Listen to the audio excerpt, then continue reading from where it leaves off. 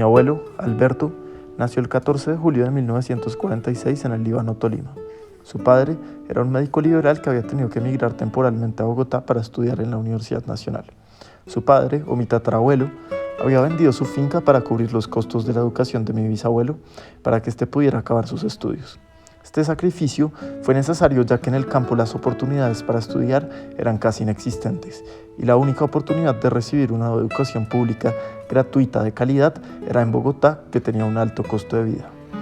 Esto expone temas que van a ser recurrentes en la historia: el centralismo del país, la presencia variante del Estado y la división entre centro y periferia. Esta vez lo vemos desde una dimensión socioeconómica. En cualquier caso, cuando mi bisabuelo volvió al Líbano, conoció a mi bisabuela y posteriormente nació mi abuelo. Mi bisabuelo había conseguido un puesto como médico en el pueblo y habían conseguido una vida cómoda en el Líbano. Sin embargo, 2 años después del nacimiento de mi abuelo, todo cambió.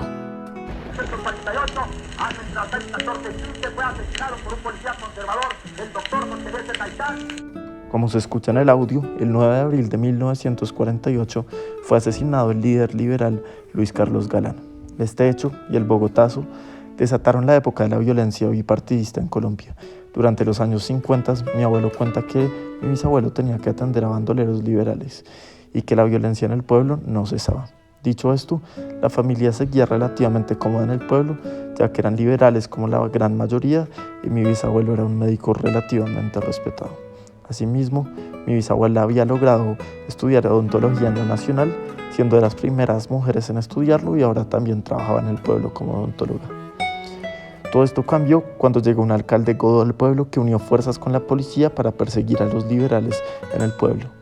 Mi bisabuelo, al ser liberal, se sentía amenazado y tenía miedo por el bienestar de la familia, por lo que en 1958, cuando recibió una oportunidad como médico en Bogotá para atender pacientes con tuberculosis, la tomó, queriéndose alejar de la violencia que se vivía en el campo actualmente.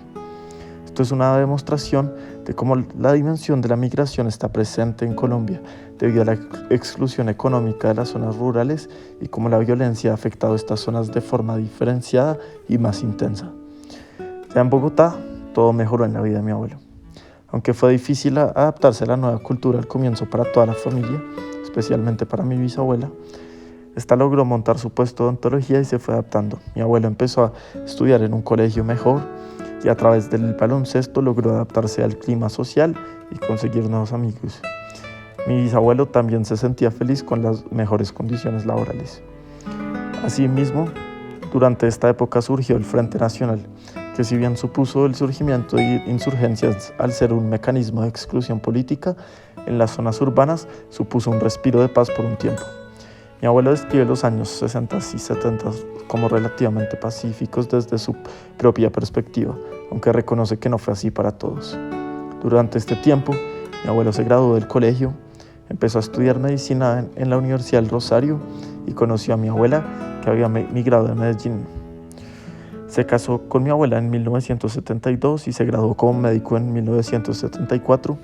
Posteriormente nació mi tío en 1975, mi madre en 1977 y mi tío menor en 1980. El nacimiento de mi tío menor ocurrió el 1 de marzo de 1980, cuando mi abuelo cuenta que estaba empezando a ocurrir la toma de la Embajada de República Dominicana por parte del M-19.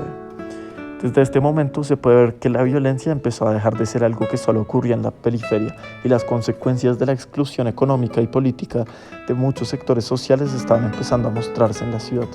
Esto solo aumentaría durante la década de los 80, tal y como lo vivió mi abuelo. Mi abuelo cuenta que en la década de los 80, si bien nunca fue víctima de violencia, tuvo que vivir muchos acontecimientos muy duros por la época del narcotráfico.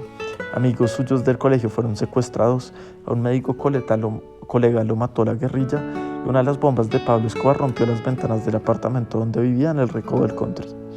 Esto causó que en 1986 mi abuelo aceptara un fellowship para irse a Canadá, en parte porque era una buena oportunidad, pero también para escapar de la violencia que se vivía en el momento. Mudarse a Canadá fue difícil debido a los estigmas que existían en el momento alrededor de los colombianos por lo que se vivía en el país, pero mi familia logró adaptarse y fueron de los mejores años de su vida. Sin embargo, cuando volvieron en 1989, la violencia solo había empeorado y estaba en su auge. Esto llevó a que mi abuelo explorara formas de volverse a ir del país, pero era imposible. En 1989, recién vuelto de Canadá, mi abuelo, siendo médico vascular, tuvo que atender a Luis Carlos Galán después de que fuera disparado, pero fue imposible salvarlo.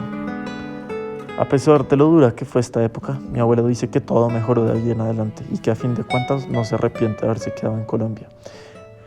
Esta historia evidencia cómo la exclusión del campo en términos económicos y políticos y de muchos sectores sociales ha resultado en el incremento de la violencia. En este sentido, se necesita crear una sociedad con muchos más mecanismos de inclusión que creen una sociedad realmente plural en términos de participación política y económica, con el fin de evitar este tipo de violencia para las futuras generaciones y asegurar la paz en Colombia.